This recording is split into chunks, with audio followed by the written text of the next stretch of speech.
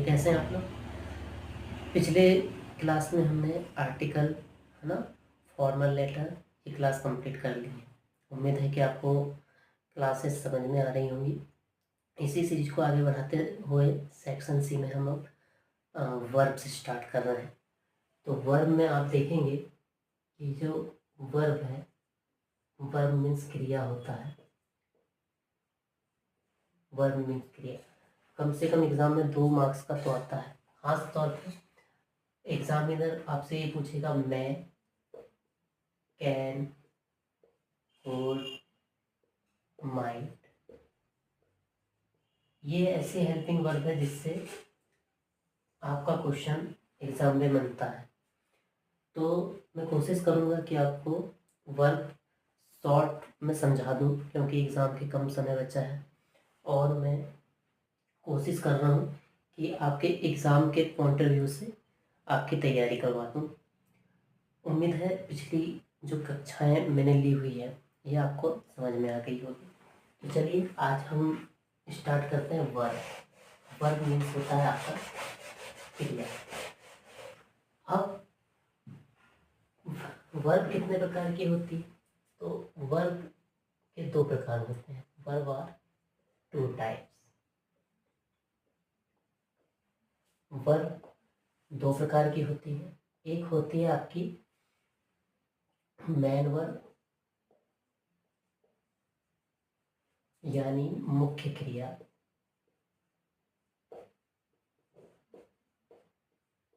यानी हम जो भी कार्य कर रहे हैं, मैं आपको पढ़ा रहा हूँ, सिखा रहा हूँ, ये क्या है? मुख्य क्रिया। आप पढ़ रहे हो, ये क्या है?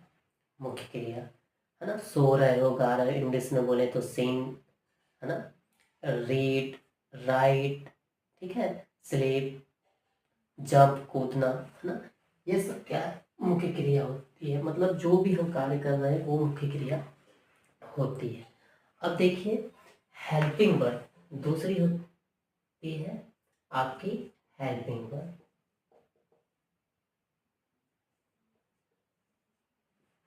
हेल्पिंग वर्ब मीन्स सहायक क्रिया।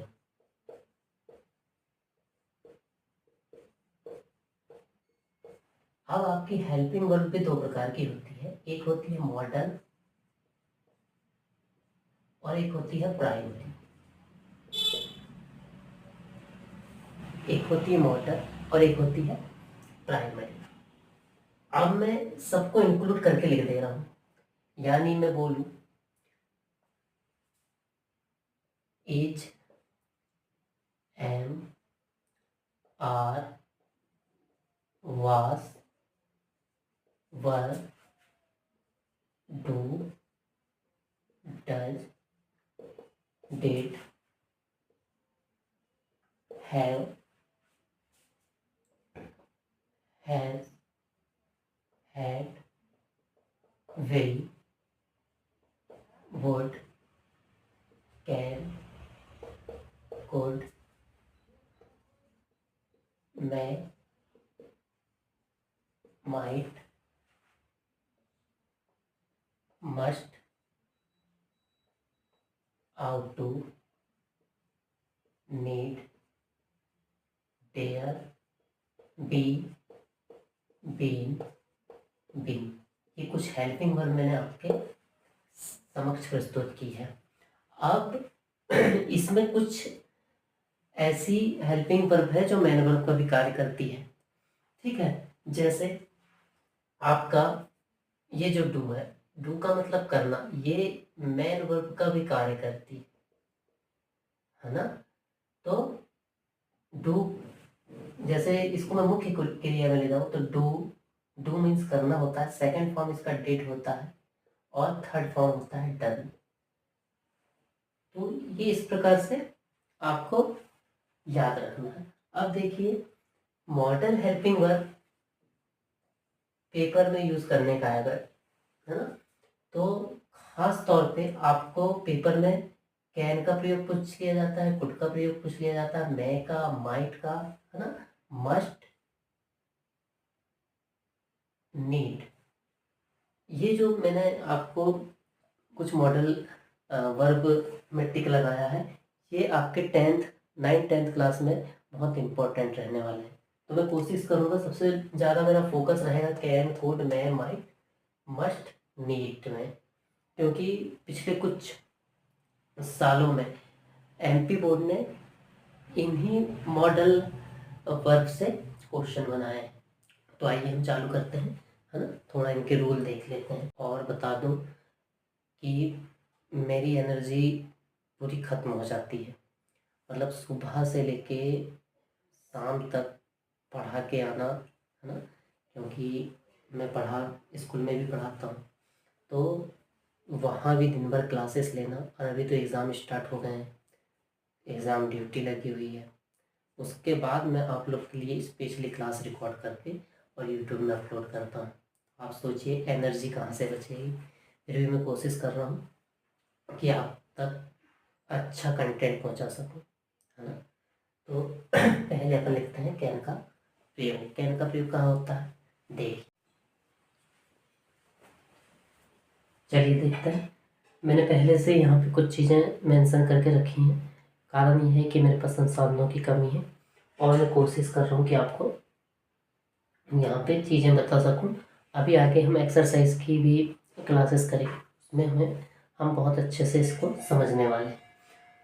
तो ये जो रूल फर्स्ट है कैन का, इसमें जो पावर है, शक्ति, एबिलिटी, क्षमता, है ना, सामर्थ्य, कैपेसिटी को व्यक्त करने के लिए हम कैन का प्रयोग करते हैं।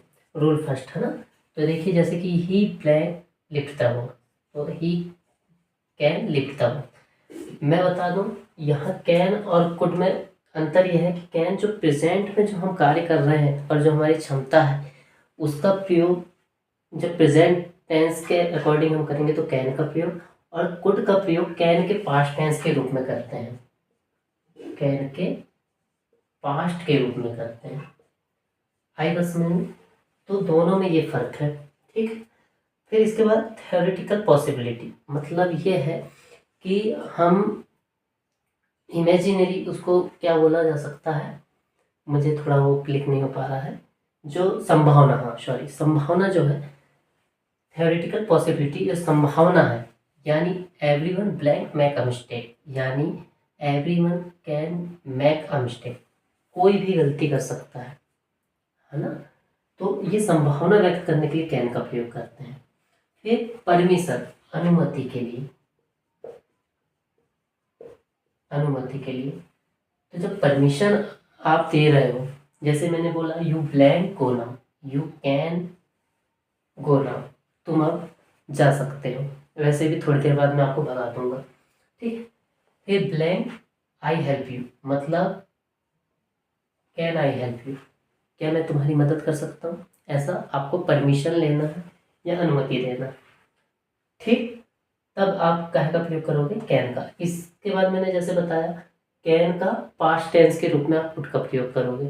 तो एबिलिटी, कैपेसिटी जो पास्ट टेंस में हुई है, जैसे I could not come yesterday, मैं कल नहीं आ सका, आई बात समझ में, ठीक है।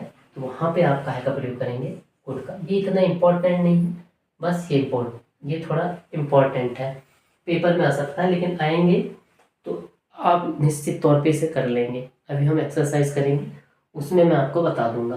कल हम क्लास में देखने वाले हैं मैं का प्रयोग, माइट का प्रयोग और मस्ट का प्रयोग। मिलते हैं नेक्स्ट वीडियो में। वीडियो को ज़्यादा से ज़्यादा शेयर कीजिए, है ना, कमेंट कीजिए। आप यकीन मानिए मैं पूरी तरह से थक जाता हूँ, उसके बाद भी आप तक वीडियो पहुँचाने की कोशिश कर रहा हूँ अच्छा कंटेंट देख के। चलिए मिलते हैं नेक्स्ट वीडियो में। Thank you.